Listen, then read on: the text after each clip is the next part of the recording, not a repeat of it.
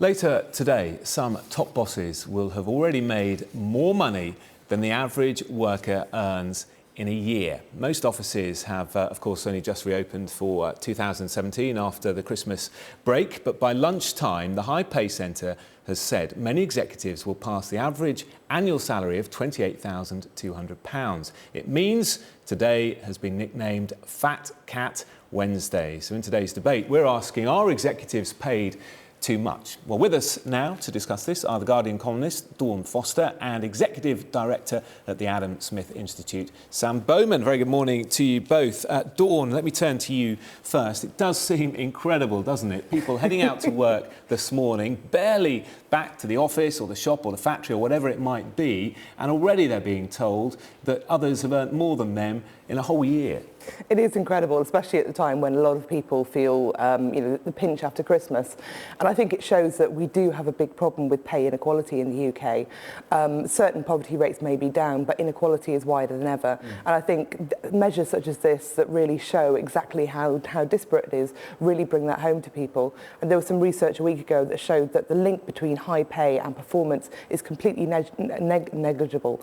And actually, in the last 10 years, executive pay has risen by 80%, but return on investment has only risen by 1%. So I think there's a big disparate kind of problem there. Yeah, let's turn to Sam now. Sam, it is pretty unpalatable, isn't it, for people who are at the lower end of the wage scale to hear that bosses are being paid so much. We know the government says that it's going to do something about it. What's your thought?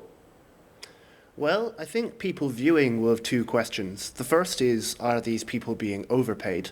And the second is, are they worse off because of it? And the answer to both is no. We have a lot of evidence that chief executives, when they're good, can add a lot of value to their firm, much more than they're being paid.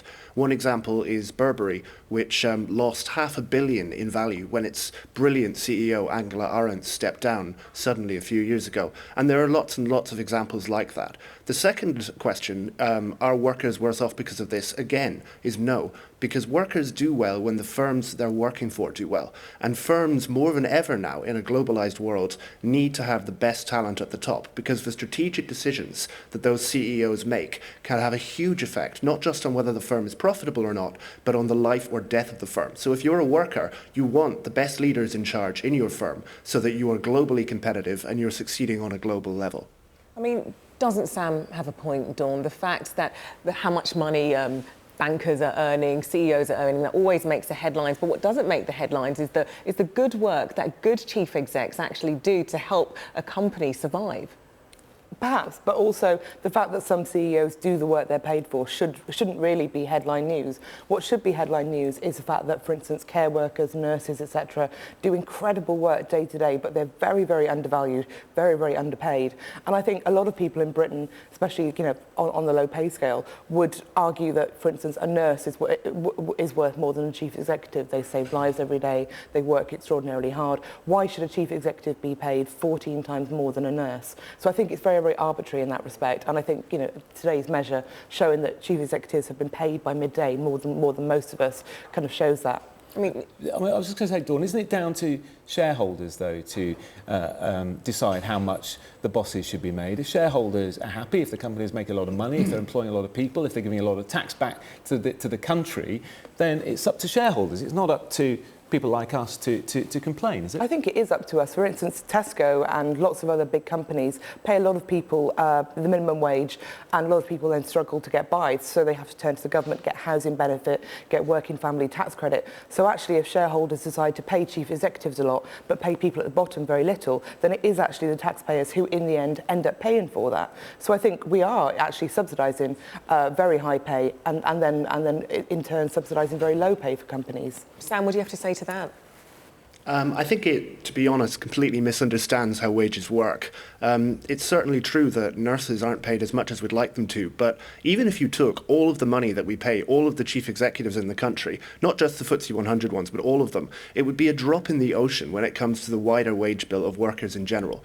Now, if you're a worker working for a FTSE 250 firm, what you want is to be working for a successful firm. The real problem we've had in the last couple of years is that British firms are struggling to compete on the global level. And one of the reasons for that is that the strategic decisions that they've made haven't always been the best ones. Now, we've seen that there's a global trend towards paying executives more. The reason for that, and there's a lot of good evidence about this, and I'm happy to show it to Dawn later on, there's a lot of good evidence that CEOs have more and more of an importance to the value of their firms, because it's such a competitive world that if you make the wrong decision, let's take the example of Samsung versus Sony. Sony decided not to invest in smartphones. Samsung made a strategic decision to invest in smartphones. Samsung is much bigger than Sony now. It's a huge firm, all because of that strategic decision that they made. So I think it's really strange that people would be surprised that a CEO should earn 200 times more, 300 times more than a basic worker, because it's so important to get that one person at the top right, and it's so important to hire that top talent